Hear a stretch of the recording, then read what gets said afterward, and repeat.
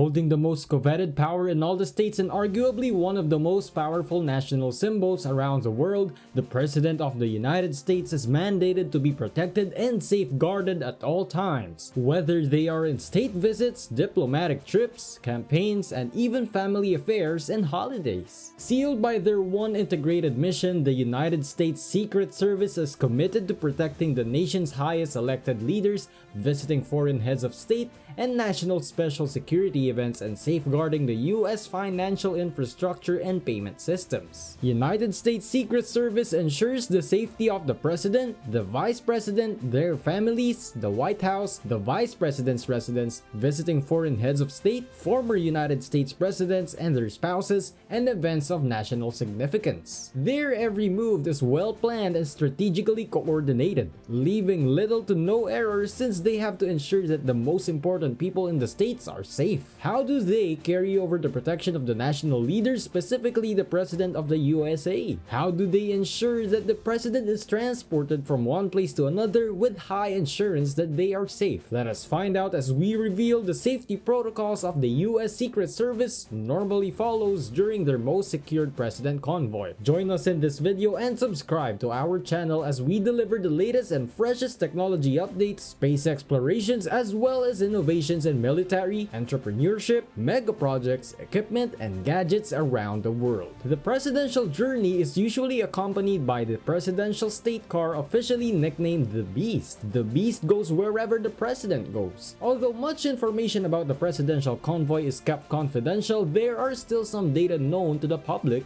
especially about this presidential car. Let us see some of its features that ensures the president's safety. While some call this car is a Cadillac, it isn't really a Cadillac since its chassis, diesel engine, and transmission are based on those used in GM's rugged heavy-duty commercial vehicles. The Beast has its own airplane. The US Secret Service uses a C-17 Globemaster transport aircraft, a second limo, and the heavily armored Chevrolet Suburban communications vehicle anytime the president is traveling. The Suburban is nicknamed Roadrunner, and it is said to be a rolling communications office directly linked to a military satellite, hence the SATCOM dome festooned to its roof. While you think this car is just an ordinary luxury car, you are mistaken, since this presidential car is heavily armored and is well equipped. The doors are 8 inches thick and weigh as much as the doors on a Boeing 757 aircraft. The windows are 5 inches thick and are made of bulletproof glass. The tires are run flat to stay on the road if attacked. A steel plate underneath the body of the car is equipped to protect it from roadside bombs. The gas tank is even surrounded with foam and armor to prevent it from exploding.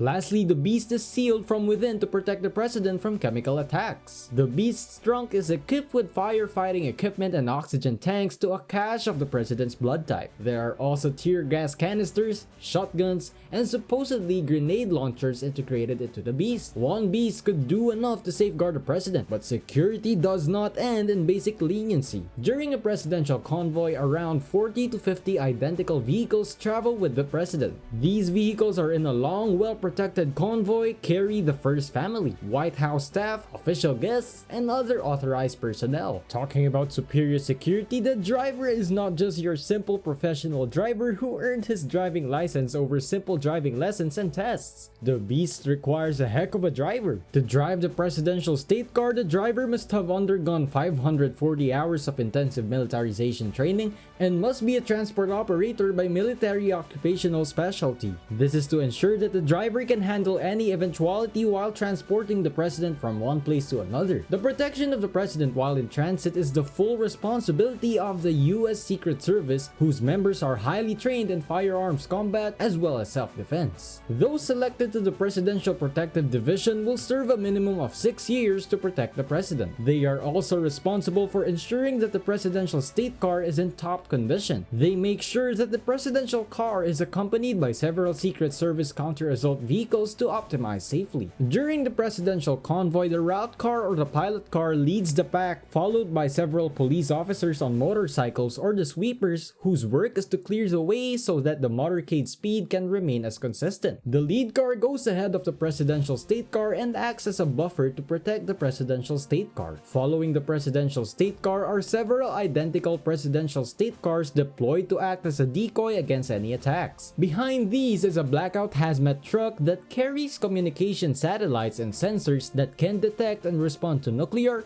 biological, or chemical weapons attacks that threaten the motorcade. The hazmat truck is followed by Mobile Command and Control Vehicle or MC2V, known as the Roadrunner. They serve as a communication hub for the motorcade. The motorcade is completed by local police vehicles such as motorcycles and marked patrol cars. They provide early warning and defensive buffer for the rear of the motorcade. To make this convoy even more calculated, each driver and all members of the US Secret Service have to travel at a moment's notice, and they are required to respond to high mobility and flexibility in transportation options, which includes air travel. Air Force One or the Boeing 747-200B is the current presidential airplane that has a longer range for presidential travel, aerial refueling, and self-sufficiency capabilities. It has 4,000 square feet of interior floor space, which accommodates a conference or dining room, quarters for the president and the first lady, an office area for senior staff members, another office that converts into a medical facility when necessary, work and rest areas for the presidential staff, media representatives and Air Force crews, 2 galleys that can provide 100 meals at one sitting, multi-frequency radios for air-to-air or air-to-ground and satellite communications. When the president needs to travel to hard-to-reach places, the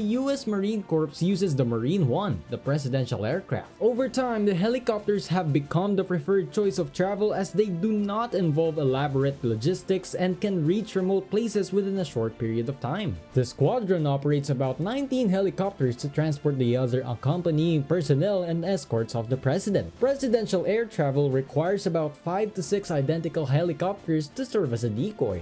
Given all the logistics, just one presidential travel, whether around the states or abroad, the US government spends up to millions of dollars to get the president from one place to another, including all the highly customized vehicles and manpower. Yet it is never a waste of money, as the chief of the nation is worth more than the travel expenses. In the end, these travels the president makes are all for the development of the nation as a whole. Hence, it is always better to prioritize the safety and protection of the president being the chief of the states.